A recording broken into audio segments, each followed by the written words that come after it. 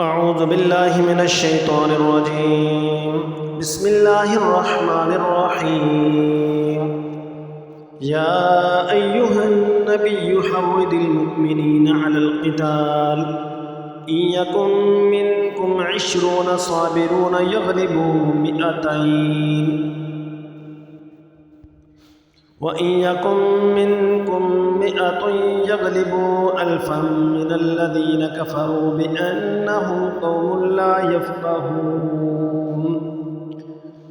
الآن خفف الله عنكم وعلم أن فيكم ضعفا فإن يكن منكم 100 صابرة يغلبوا 200 وإن يكن منكم 1000 يغلبوا 2000 بإذن الله والله مع الصابرين.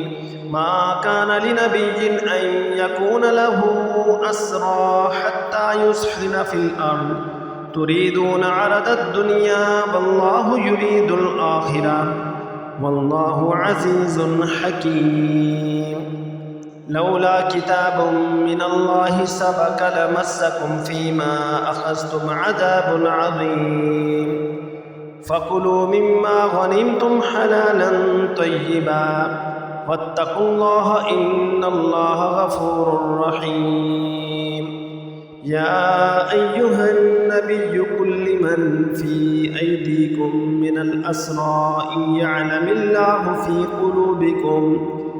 في قلوبكم خيرا يؤتكم خيرا مما أخذ منكم ويغفر لكم والله غفور رحيم.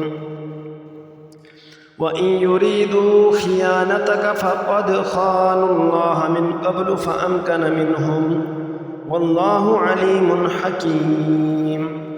إن الذين آمنوا وهاجروا وجاهدوا بأموالهم وأنفسهم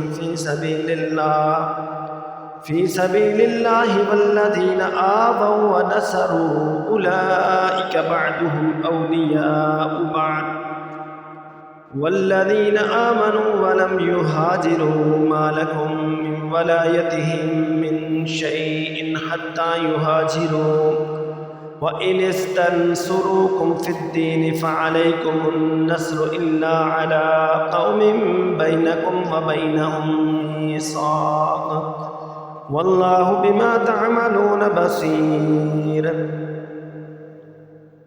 والذين كفروا بعضهم أولياء بعض إلا تفعلوه تكن فتنة في الأرض وفساد كبير.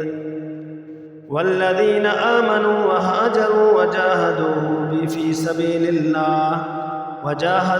سبيل الله والذين آووا ونصروا أولئك هم المؤمنون حقا لهم مغفرة ورزق كريم.